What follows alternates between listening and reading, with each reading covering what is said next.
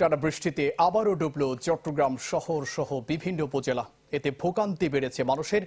উপজেলায় পানিবন্দী লাখো মানুষ। গতরাত থেকে ভারী বৃষ্টিতে নগরীর মোরাদপুর, আগ্রাবাদ, হালিশহর, সুলকবহর এবং ২ নং গেট এলাকায় কোথাও কোমর সমান, কোথাও হাঁটু সমান পানিতে ডুবেছে সড়ক। তাতে কিছু কিছু সড়কে যান চলাচল বন্ধ হয়ে পড়ে। ফলে সপ্তাহের শেষ কর্মদিবসে ভোগান্তির শেষ ছিল না কাজে বের হওয়া মানুষের। এদিকে টানা বৃষ্টিতে অবনদিকে সীতাকুণ্ড, মিরসরাই ও ফটিকছড়ির বন্যা পরিস্থিতি। এই ৩ উপজেলায় পানিবন্দী লাখো মানুষ। সাতকানিয়াও বেশ কয়েকটি ইউনিয়নে পানিবন্দী বহু মানুষ।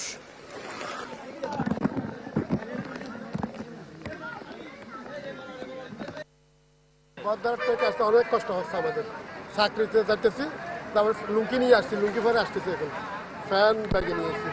অনেক কষ্ট করে হেঁটে যেতে, দোকান খুলতে হবে, না হলে তো মালিক ইয়ে করবে। যেতে যাচ্ছে, এখন দেখা যাক কি হয়। আমি আজকে 20 বছর ধরে দেখতেছি এভাবে। কোনো সময় আমি বৃষ্টি হয় তখন এভাবে হাঁটি আসতে, আবার হাঁটি থেকে অনেক সময় এভাবে যেতে হয় আমাদের। পানি নিষ্কাশনের বিষয়টা এখানে ভাবতে হবে সবাইকে। ভবিষ্যতে যদি আপনার এভাবে পানি হয়, মানুষের জনজীবন অচল অবস্থা হয়ে যাবে।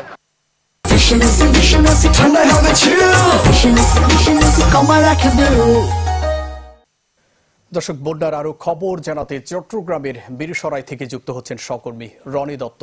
রনি, জুবাইর, চট্টগ্রামের মিরসরাইয়ের আসলে বেশ কয়েকটি এলাকায় আসলে খুবই পানিবন্দী হয়ে পড়েছে মানুষ। পানির যে বন্যার যে পরিস্থিতি সেটি কিন্তু খুবই অবনতি হয়েছে। বিশেষ করে যখন সকাল থেকে আসলে পানির যে পানি বাড়তে থাকে এবং বিশেষ করে এই হিঙ্গুলি, গড়ের হাট, বারোয়ের হাট সহ বেশ কিছু এলাকায় পানিবন্দী হয়ে পানির উচ্চতা বাড়তে থাকে। এই এলাকাগুলো মূলত ফেনী নদীর কাছাকাছি এলাকা। তো এই এলাকায় পানিতে কিন্তু অনেকগুলো ঘর বাড়ি তলিয়ে যায়। পানিতে প্রায় 50,000-এরও বেশি মানুষ কিন্তু পানিতে বন্দী রয়েছেন, এটি বলে আমরা আসলে জানতে পেরেছি। এবং স্থানীয়রা যেটি বলছেন, স্থানীয়রা আমাদেরকে আসলে যেটি জানিয়েছেন, পানির উচ্চতা কোনো কোনো জায়গায় যে টিনের চাল ছুঁয়ে গেছে, কোনো কোনো জায়গায় এর চেয়েও বেশি পানি। তো এই কারণে এখান থেকে যারা মানুষজন রয়েছেন তাদেরকে সকাল থেকেই তারা আসলে বের হয়ে যাওয়ার, তাদের আশ্রয় কেন্দ্রে তারা আসলে গিয়েছেন অনেকেই। আবার কোনো কোনো ক্ষেত্রে আশ্রয় কেন্দ্রগুলোতেও কিন্তু পানির উচ্চতা, পানি সেখানেও কিন্তু পানি ঢুকে পড়েছে। তো এরা আসলে যেভাবে পারছে নিকট আত্মীয়দের স্বজনদের কাছে যেখানে উঁচু জায়গা রয়েছে সেখানে কিন্তু আশ্রয় নিচ্ছেন। কিন্তু এরপরও অনেক মানুষ কিন্তু এখনও পানিবন্দী রয়েছে। আমরা যেটি আসলে জেনেছি, সেখানে স্বেচ্ছাসেবীরা তারা বিভিন্নভাবে নৌকার মাধ্যমে এই মানুষগুলোকে এখানে নিয়ে আসার জন্য তারা আসলে চেষ্টা করেছেন। এবং তাদের যে এখানে খাবার পানি এবং একই সাথে যে বিশুদ্ধ পানি এবং খাবারেরও কিন্তু পর্যাপ্ত সংকট রয়েছে। যেহেতু সেখানে নেটওয়ার্ক নেই এবং বিদ্যুৎ নেই, সে কারণে অনেকে যোগাযোগ বিচ্ছিন্ন রয়েছে, তাদের সাথে যোগাযোগ করতে পারছেন না। নিকট আত্মীয়দের সাথে যোগাযোগ করতে না পারে স্বজনরা কিন্তু অনেকটা উদ্বিগ্ন। এবং যেসব ফসলি ক্ষেত, মৎস্য ক্ষেত থেকে শুরু করে নানা জায়গায় চরম ক্ষতি হয়েছে, চরম অবনতি হয়েছে, সেই সব জায়গাগুলোতে আসলে দ্রুত পদক্ষেপ নেওয়ার দাবি জানিয়েছেন স্থানীয়রা। আমরা এলাকাবাসীর সাথে যারা কথা বলেছি তারা যেটা আসলে বলছেন, সীমান্তবর্তী আমলিঘাট, কড়ের হাট, হিংলি, বারোয়ের হাট পৌরসভা, মিরসরাই পৌরসভা নির্মাঞ্চলগুলো কিন্তু আসলে খুবই মারাত্মক অবস্থা। একই সাথে চট্টগ্রামের সাতকানিয়া, হাটহাজারী, ফটিকছড়ি সহ বিভিন্ন এলাকায়ও কিন্তু বহু মানুষ সেখানেও বন্যা প্লাবিত হয়েছে এবং বহু মানুষ পানিবন্দী আছে বলে আমরা জানতে পেরেছি। তো এই ছিল জুবাইর এখানকার সবশেষ অবস্থা।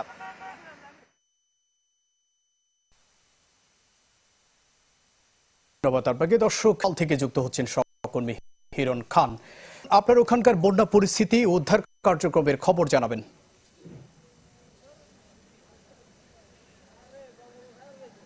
আমি এখন কিন্তু রয়েছি ফেনীর মহিপালে, অর্থাৎ আমি এখন ঢাকা থেকে ফেনীর উদ্দেশ্যে রওনা হয়েছিলাম এবং কুমিল্লার প্রতিটি জায়গায় কিন্তু আমি দেখেছি যে শহর কেন্দ্রিক যে জায়গাগুলো সেগুলো পানিতে ডুবে গেছে। অর্থাৎ গ্রামের যে অঞ্চলগুলো রয়েছে সেই অঞ্চলগুলোর অবস্থা এর থেকে আরও আশঙ্কাজনক। অর্থাৎ আমরা সেনাবাহিনীর সাথে কথা বলেছি, তারা বলছিলেন তাদের প্রায় 35 থেকে 40টি বোট কাজ করছে, 40টি টিম কাজ করছে সকাল থেকে, এবং ভিতরে যারা ফেনী কুমিল্লা গহীনে যারা অবস্থান করছেন তাদেরকে তারা রেস্কিউ করে নিয়ে আসছেন। আপনি মহিপাল যে শহরের দৃশ্য দেখছেন, একদম মূল শহর, সেই শহরের ভিতরে কিন্তু পানি প্রবেশ করে গেছে এবং দেখতে পাচ্ছেন যে শহরের যে মূল সড়কটি রয়েছে সেই সড়কটি কিন্তু পানিতে ডুবে গেছে। অর্থাৎ এখান থেকে আর কিছু দূর গেলে অর্থাৎ পুরো পানিতে ডুবে যাচ্ছে মানুষ।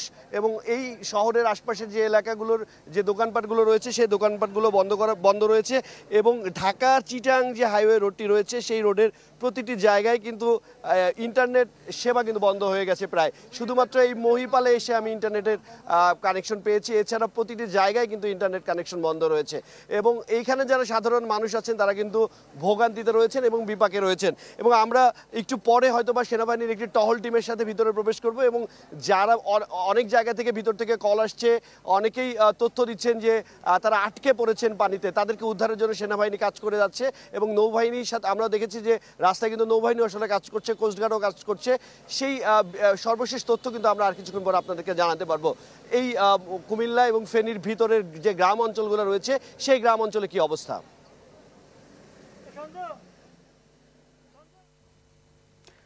হিরণ, ধন্যবাদ আপনাকে। দর্শক, বন্যা পরিস্থিতি জানাতে ফেনীর মহিপাল থেকে যুক্ত হয়েছিলেন সহকর্মী হিরণ খান।